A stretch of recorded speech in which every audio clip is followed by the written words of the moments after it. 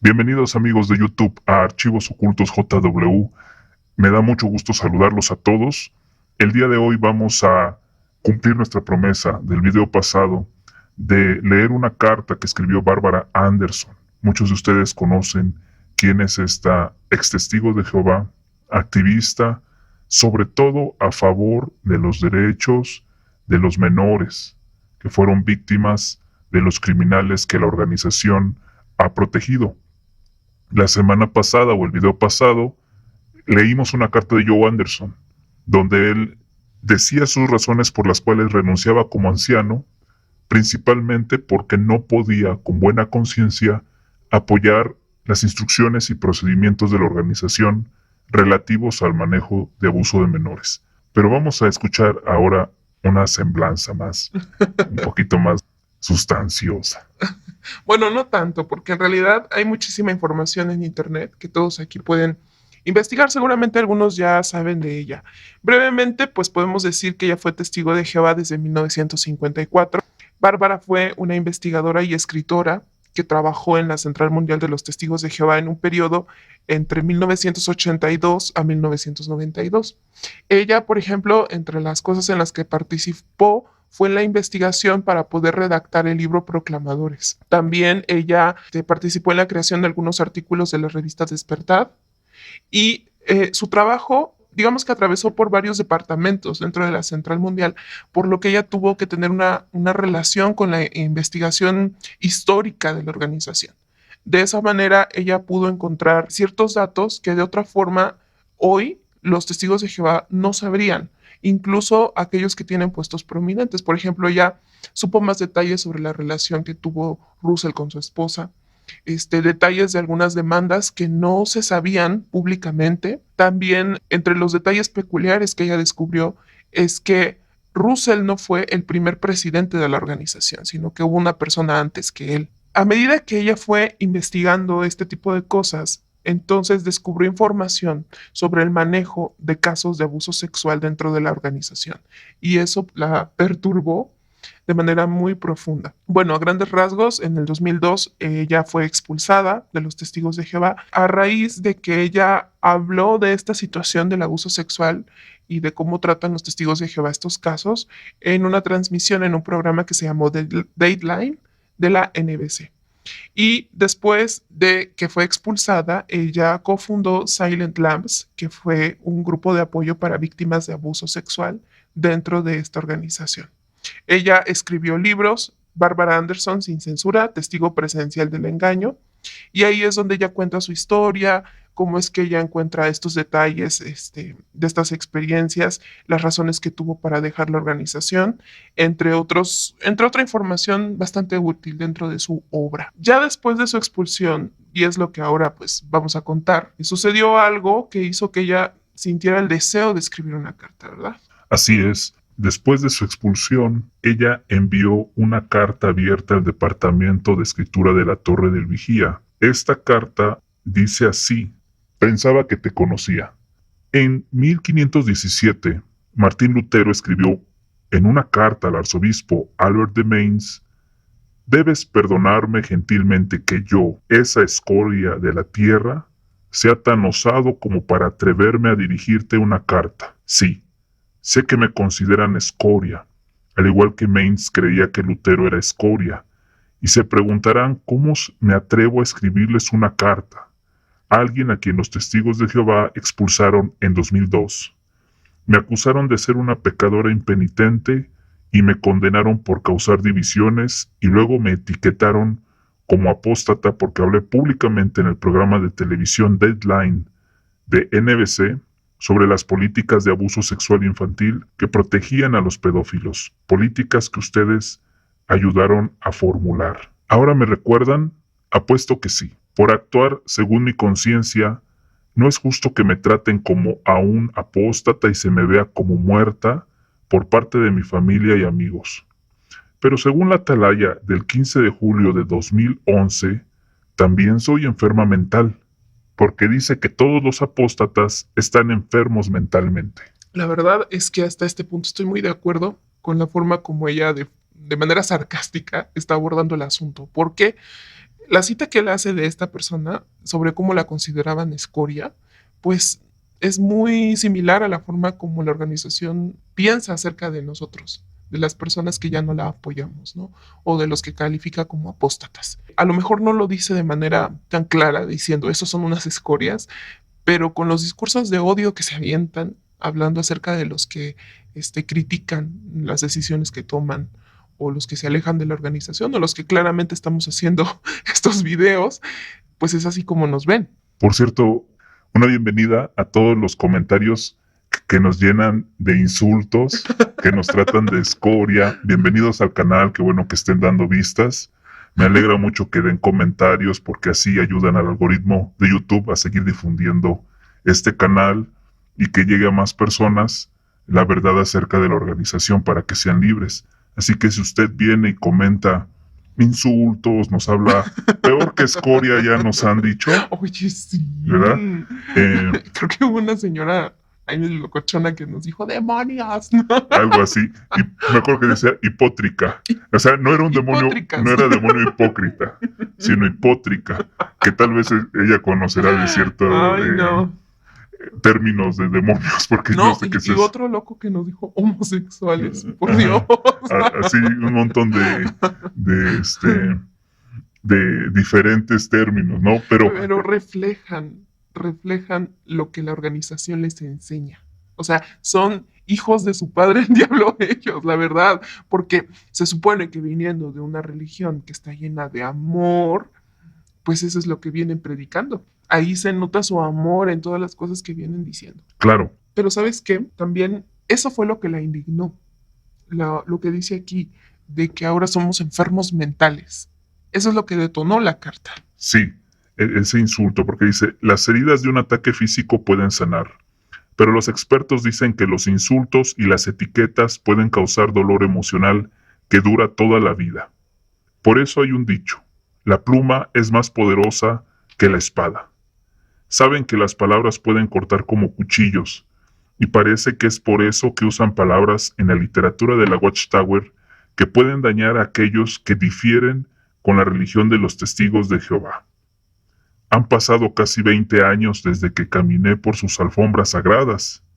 Me encantó cada minuto de ello, excepto por las 2 veces que me enfrenté a 2 de sus miembros del personal, en ocasiones diferentes por sus prácticas poco éticas y deshonestas. Uno de esos miembros del personal todavía está en su medio. En ese entonces creía en la integridad de sus escritores del departamento de escritura. Pensaba que eran leales a Dios y nunca poco éticos con respecto a la verdad religiosa. Pero después de mucha investigación, me di cuenta de que algunos escritores del departamento de escritura son incompetentes y algunos son simplemente deshonestos. Muy de acuerdo con eso. La incompetencia de los escritores. La verdad es que yo hace años admiraba los artículos que se aventaban. Por ejemplo, era muy común cuando salían las revistas Despertar, las investigaciones que hacían, sobre todo las de corte cultural. Se me hacía muy bueno su trabajo. Pero ya cuando uno despierta y empieza a analizar las cosas desde otro punto de vista, se da cuenta de que en realidad no sé de dónde sacan sus ideas, porque he percibido que en muchos de sus artículos de estudio, por ejemplo, se contradicen. En un artículo dicen una cosa, pasan meses, años y dicen algo completamente distinto a la forma como viene explicado algo. Y no tiene nada que ver con un cambio de luces, sino con que no se ponen de acuerdo. Ya no sabe uno quiénes son peores, los miembros del cuerpo gobernante o los que redactan los artículos. Yo diría que los miembros del cuerpo gobernante, porque ellos son los que al final tienen que aprobar lo que está escrito y tendrían que ser el filtro por medio del cual lo que se escribiera tuviera una corrección. Ahora los redactores ciertamente son deshonestos, porque todo conocimiento que contradiga la enseñanza oficial, pues no pueden incluirlo en sus publicaciones. Entonces hacen uso, como es ya bien sabido, de sacar citas de contexto, de mentir directamente sobre diversos temas. Un tema muy famoso es el 607, antes de nuestra era, que utilizan para probar que fueron elegidos en el 1919. Pero bueno, hay investigaciones claras de que demuestran que están sus pruebas para esa fecha siendo engañosas o mienten directamente. Pero ahora no solamente son incompetentes, sino ahora son maliciosos por la forma como se expresan de las personas, que es a lo que Bárbara se refiere. Ahora continúo con la lectura de la carta. Si dijera que la religión de los testigos de Jehová es tan auténtica como el aceite de serpiente, que es una tontería y una superstición, muchos en nuestra sociedad políticamente correcta considerarían mis palabras ofensivas e hirientes. Sin embargo, los escritores del Departamento de Escritura de la Torre del Vigía creen que pueden salirse con la suya, tergiversando las escrituras, utilizando las escrituras contra aquellos que cuestionan las doctrinas y las políticas, y hacerlo con impunidad, como cuando recientemente afirmaron, bueno, los apóstatas son enfermos mentales y buscan infectar a otros con sus enseñanzas desleales, citando de 1 Timoteo 6, 3 y 4. En primer lugar, eso es ridículo. Pablo no dijo nada sobre apóstatas. Lo hizo la Watchtower. Y no dijo en el versículo 4 que él, es decir, cualquier hombre que enseñe otras doctrinas, está enfermo mentalmente. Las palabras enfermedad mental describen una condición corporal. Pablo dijo sobre él, pero está enfermo mentalmente sobre cuestionamientos y debates sobre palabras. Esos hombres literalmente se deleitaban, anhelaban cuestionar y disputar sobre las palabras de Jesús hasta el tal punto que el anhelo de controversia era como una enfermedad. Como no había forma de razonar con esos hombres corrompidos, Pablo urgió a Timoteo que no malgastara su tiempo con ellos. Mi discusión no es con el apóstol Pablo, sino con la forma en que la Torre del Vigía ha utilizado esta escritura para estigmatizar y demonizar a aquellos que han abandonado la organización de los testigos de Jehová. Bueno, antes de continuar, este es el clásico ejemplo de la manera en que la organización utiliza la Biblia, porque en su cita dice, los apóstatas son enfermos mentales y saca esas palabras del texto, pero no cita todo el texto ni el contexto. Solo saca esa palabra y dice, y buscan infectar a otros con sus enseñanzas desleales, que es lo común, ¿no? Siempre la cita fuera de contexto de la Biblia que les sirve para apoyar lo que ellos necesiten apoyar o incluso en este caso, ofender o aplastar a quienes los han denunciado. Es un ejemplo muy sencillo de cómo una persona, poniendo el suficiente empeño, puede entender la Biblia. Bárbara ahorita está dando una muestra de que ella es mucho más inteligente para poder entender a qué se refería Pablo en ese pasaje, que los escritores que tienen la responsabilidad de alimentar a millones de personas de enseñanza y tergiversan la Biblia. Continúa la carta. Los primeros seguidores del judío Jesucristo eran judíos y continuaron siguiendo la ley de Moisés. Los primeros creyentes cristianos judíos helenizados, a quienes se referían como judaizantes, argumentaban obsesivamente sobre las palabras de Cristo, insistiendo en que los cristianos gentiles se circuncidaran y observaran la ley de Moisés. Hechos 15:5 dice que algunos excreyentes eran fariseos. Pablo menciona sus luchas con este grupo en al menos 5 de sus cartas. El comentario de Clark dijo correctamente sobre los judaizantes. No eran apóstoles ni hombres apostólicos, pero sin duda eran miembros de la iglesia en Éfeso. El problema era entre los cristianos judíos y los cristianos gentiles, y el consejo de Pablo fue oportuno y específico. Ciertamente no adecuado para más de 2000 años después. Sí, sé sobre Romanos 15:4 donde Pablo dijo que todas las cosas que fueron escritas antes fueron escritas para nuestra instrucción. Contextualmente me refería a su tiempo, no al nuestro.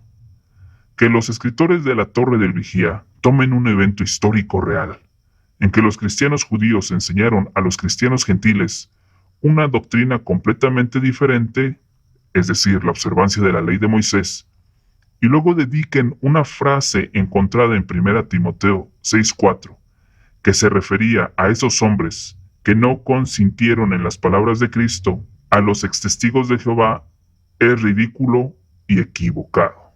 Uh-huh. En resumidas cuentas, lo que aquí Bárbara Anderson está explicando es que la situación que se estaba viviendo en ese entonces es muy distinta a la de hoy. En ese entonces había personas que estaban intentando que los cristianos volvieran a seguir la ley de Moisés. Y esa insistencia en estar rebuscando en las palabras de Cristo, en contradecir, en aplicarle un significado distinto a lo que él dijo, y estar debatiendo, estar discutiendo, era como una enfermedad en ellos. Pero nunca se les acusó de enfermos mentales. Esa es la diferencia. Es como decirle a una persona, hablas como loco, a acusarlo de estar demente. Y esa situación que se estaba viviendo en ese entonces es completamente distinta a lo que ocurre hoy, porque hoy las personas conscientemente no estamos yendo en contra de lo que dijo Cristo o tratando de torcer lo que él enseñó. Y estamos utilizando archivos históricos, documentos fidedignos, información bíblica, experiencias, porque estamos conscientes de lo que estamos hablando y tenemos un objetivo. Entonces, decir que los apóstatas, que claro, también en esa acusación hay falsedad, pero decir que los apóstatas son enfermos mentales es un insulto. Pues de la misma manera tratan a los que afirman dentro de la organización ser ungidos, ¿no? Cuando comen del pan y del vino, que es una de sus doctrinas torcidas, que dicen, seguramente toma del pan y del vino porque probablemente tendrá un problema mental, ¿no? Así respetan a sus ungidos. Por otro lado, también, ya lo comenté, me parece que en otro podcast, pero a los que ellos llaman, entre comillas, apóstatas, los testigos los tienen en el concepto de que están endemoniados, o sea, incluso más allá que enfermos mentales. Es lo que hemos dicho, los comentarios que recibimos y que muchos otros reciben, y no solamente en canales de YouTube, sino en la vida cotidiana, de los que se van, los consideran como endemoniados, como que si con una palabra mágica te van a cambiar digamos, te van a convencer de que la organización está mal, pero a través de algo misterioso. Es como otro tipo de acusación, de otra forma de pensar que tiene el testigo debido a cómo piensa la organización. Sí, y que por cierto, eso de que si alguien empieza a tomar de los emblemas y se cree ungido, ya está enfermo mental o tiene pensamientos de desvivirse, ¿no? También lo acusan de eso. O que no tiene un buen entendimiento de la Biblia. Cualquiera de las tres cosas. Y lo han dicho bien claro en sus publicaciones. O sea, no es algo que estamos inventando. Pero entonces, si es así la cosa, ¿cómo estoy segura de que el cuerpo gobernante no son personas que quieren desvivirse, personas que ellos no entienden bien la Biblia o que ellos son los que tienen trastornos mentales? Si así nos vamos a calificar a quienes empiezan a hacer eso, entonces yo como sé que el Milhouse, a lo mejor no está mal de la cholla. O el Kingpin. O el Kingpin. Bueno, dice Bárbara, en la versión simplificada de la Atalaya del 15 de julio del 2011, publicada para niños y otros que tienen de habilidades de lectura básicas, el autor puso un cuadro en la página 11, donde los apóstatas y los falsos maestros, enfermos mentales, se definen como personas que se rebelan contra el verdadero culto y lo abandonan. De esta manera etiquetaron dañinamente a aquellos que dejaron la religión. Así plantaron miedo en las mentes de los lectores, la mayoría de los cuales son ingenuos e inocentes y presas fáciles para que los charlatanes los influyan. Bueno, ya sabemos que ellos siempre van a tienen su agenda de estar sembrando ciertas palabras, ciertos conceptos y repetirlos para que el testigo a la hora de estarlos repitiendo, escuchando repetidamente, pues crean que eso es cierto, ¿no? Como tantas afirmaciones que dicen en sus publicaciones. Es que también reflejan una falta de confianza en sus propios miembros, ¿no? Al estarles diciendo a los testigos no escuchen porque se los va a tragar el mundo y va Satanás a meterse a sus casas, también no están confiando en las habilidades y en la propia inteligencia del testigo de poder discernir cuando una persona le está diciendo algo cierto o le está diciendo algo falso. Porque como ya hemos dicho en videos pasados, los tratan como niños. la capacidad de los testigos de Jehová se ve limitada. Entonces, cuando escuchan a alguien que dice algo en contra de la organización, en lugar de detenerse a reflexionar y decir, a ver, ¿es un falso maestro o me está enseñando la verdad? ¿Es un apóstata realmente o tiene verdaderas cuestionamientos válidos para lo que está diciendo y le tengo que prestar atención? Entonces el testigo de Jehová desconfía tanto de su propio juicio porque ellos le dicen no los escuches, y cualquier persona que venga a decirte algo en contra de nosotros ya es un apóstata, es un enfermo mental. Entonces matan dos pájaros de un tiro. Esta también es una estrategia que ellos utilizan. No es solamente un discurso de odio, también es un método para desacreditar a las personas. Sí, aquí en este comentario que puso Bárbara, la etiqueta de rebeldes. Si alguien cuestiona la organización, es un rebelde, es un apóstata, está endemoniado, está enfermo mental y todas esas etiquetas que le ponen. Y eso me recuerda a lo que caracteriza a una secta, que dentro de las cosas es que el miembro de la secta se le hace pensar que todos los que se van es por una falla moral, todos los que se van es porque tienen algo malo en ellos, por eso se fueron. Como lo que nos dicen, ¿no? Que como no pudimos cumplir con las normas morales, nos fuimos. Eso nos reafirma que es una secta. Claro. Porque no hay ni una razón válida en una secta para que alguien se vaya. Ellos son perfectos. Claro, ellos son perfectos, aunque conocemos testigos buenos y testigos bastante malos, ¿no? Bien, pues vamos a ver lo que sigue. Nuestro nieto de 12 años, Lucas, que es consciente de que sus abuelos dejaron la religión de los testigos en 2002 y ahora son objeto de ostracismo, tiene en su mente el pensamiento aterrador de que estamos enfermos mentales. Imaginen, si pueden, ¿cómo reaccionará un niño a un padre ex testigo de Jehová después de leer que aquellos que dejan la religión están enfermos mentales? Deberían avergonzarse de decir que los apóstatas están enfermos mentales, palabras odiosas, y denigran a personas a las que perciben como pecadores porque no pueden enseñar algunas de las enseñanzas y políticas de la Torre del Vigía que consideran dañinas. Bueno, antes de leer la conclusión de la carta, esto siempre es lo que a mí me enoja, que las políticas e instrucciones y enseñanzas de la organización destruyen vidas. O sea, aquí, así como en muchos otros lugares, muchos extestigos son calumniados, son agredidos verbalmente o se les trata como si no existieran, ¿ya? Cuando son expulsados, como si fueran sombras que pasan y tú tienes que hacer como testigo que esa persona no existe, es un bulto, ¿verdad? Vacío, no tiene valor. Así es como tratan a los extestigos. Bueno, ese trato es denigrante, pero peor aún es pensar cuando destruyen familias, cuando abuelos se quedan sin sus nietos o padres se quedan sin hijos. Los testigos de Jehová no se dan cuenta que porque los han manipulado con tanta enseñanza falsa, tantas mentiras, con todos los métodos de control sectario posibles, ellos admiten y aceptan esas bajezas. Y eso es a mí lo que más me indigna ahora de la carta. Más allá de los insultos y las etiquetas, son las familias destruidas. Ese pequeñito Lucas, que nunca tuvo a sus abuelos, que falleció Joe Anderson sin ver a su nieto crecer. Eso es la bajeza del cuerpo gobernante. Y lamentablemente son las cosas que admiten los testigos de Jehová, porque aquí podrán decir, no, es que la Biblia enseña la expulsión. A ver. ¿Tú te has sentado a leer todos los capítulos y todos los textos sobre la expulsión para ver si es como lo hacen los testigos de Jehová? ¿Has escuchado alguna refutación a su forma de entender la expulsión? ¿Por qué no todos los grupos cristianos hacen la expulsión como la hacen los testigos de Jehová? ¿Por qué necesitan los testigos de Jehová un libro secreto para hacer comités para expulsión?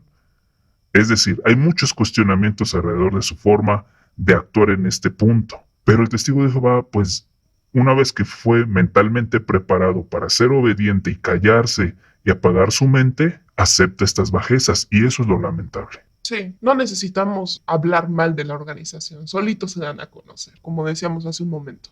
El hecho de que aquí vengan a insultar, el hecho de que vengan a acusarlos de muchas cosas. Lo único que dejan ver es la educación que han recibido por parte del cuerpo gobernante y de los redactores. Y bueno, solo decir aquí que en realidad nos divierte. O sea, no es tanto así como que estemos ahora enojados porque vienen e insultan. Nos divierte. No me gusta responder, a veces sí lo hago, porque es una pérdida de tiempo. O sea, responder prefiero mejor hacer otra cosa que responder esos comentarios. Pero a veces digo, bueno, me voy a divertir un poquito respondiendo, ¿no? Pero como decía, o sea, esos calificativos, ya muchos extestigos ya no les importa. El punto que creo que aquí es más importante es cuando se rompen lazos familiares, ¿no? Pero en fin, yo entiendo que incluso los insultos a un extestigo, pues no debería de tenerlos. Lo que pasa es que no todos piensan como nosotros, ¿no? Hay extestigos que los lastiman y los han lastimado tanto que han atentado contra su vida. Y ese es otro tema. Ese es otro tema que también se tiene que abordar. La culpa de sangre también, en que este trato denigrante que ellos se enseñan ha hecho que muchos dejen de vivir, literalmente. O sea, y empieza por palabras así, por decir, no les hagan caso a los que critican a la organización, no les presten atención, no son espirituales, son enfermos mentales, son como un cerillo que de un soplo se van a extinguir.